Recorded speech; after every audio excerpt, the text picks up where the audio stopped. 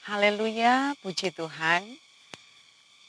Kesempatan ini kita akan kembali merenungkan firman Tuhan yang saat ini saya ambil dalam Mazmur 8 ayat 5.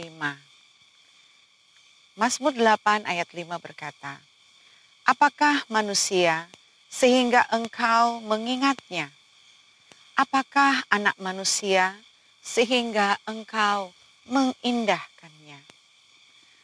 Saudara yang kekasih, manusia berlomba-lomba untuk mengejar ilmu atau untuk melakukan berbagai hal.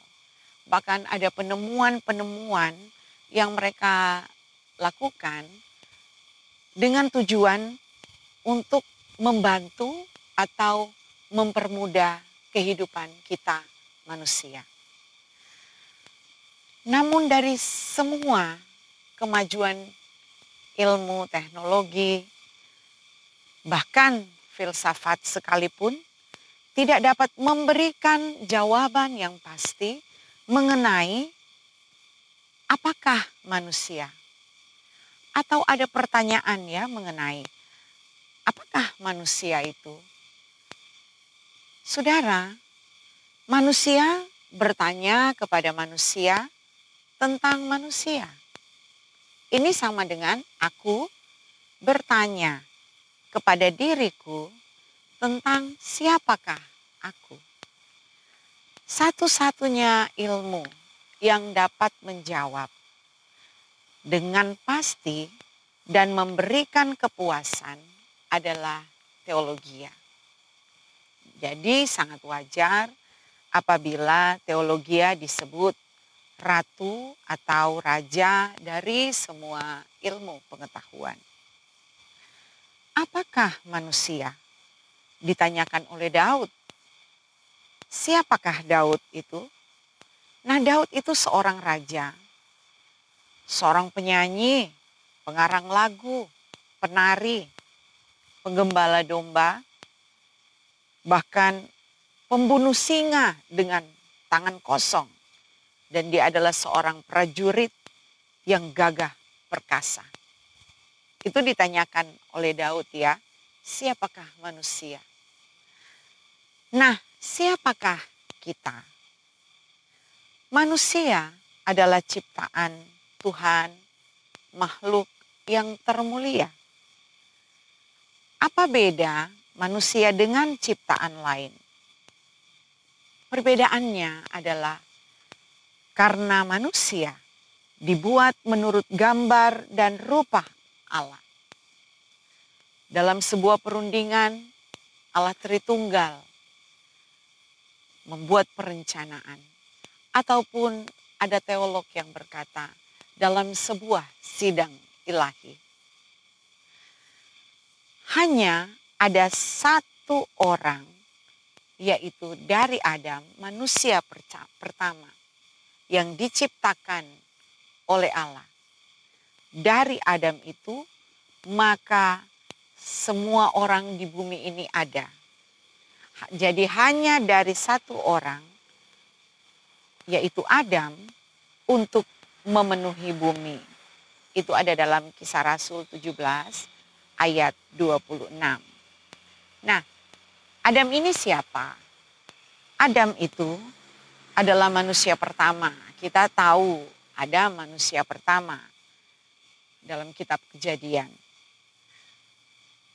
Tetapi saudara yang kekasih, Adam ini kemudian datang pada silsilahnya, keturunan-keturunannya, ada yang mulai menjauh dari Tuhan. Tetapi secara silsilah kita melihat bahwa di setiap generasi Tuhan tetap memilih orang-orang yang Tuhan akan pakai sebagai jalur keselamatan. Tuhan akan tetap menyelamatkan umatnya. Tuhan tetap akan menyelamatkan manusia dari dosa. Meskipun Adam telah jatuh, tetapi janji Tuhan bahwa Dia akan menyelamatkan manusia. Manusia setelah Adam dilahirkan menurut rupa dan gambar Adam, yaitu manusia itu telah hilang kemuliaan dan manusia mewarisi dosa, dan upah dosa adalah maut. Manusia tidak pernah bisa menjadi independen atau berdiri sendiri dengan keputusannya sendiri. Untuk menentukan hidupnya, manusia tetap membutuhkan Allah. Tetapi manusia dengan ego yang tinggi dan kemampuannya dengan kemajuan ilmu pengetahuan memandang dirinya sebagai pusat segala sesuatu.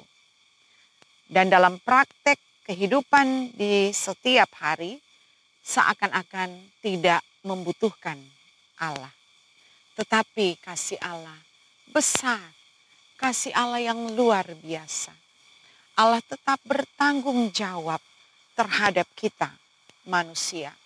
Sehingga kita perlu kelahiran baru di dalam Yesus yang telah datang. Allah menjadi manusia untuk menyelamatkan kita.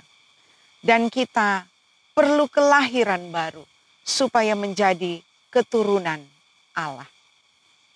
Karena begitu besar kasih Allah akan dunia ini, sehingga Dia mengaruniakan anaknya yang tunggal, supaya setiap orang yang percaya kepadanya tidak binasa, melainkan beroleh hidup yang kekal.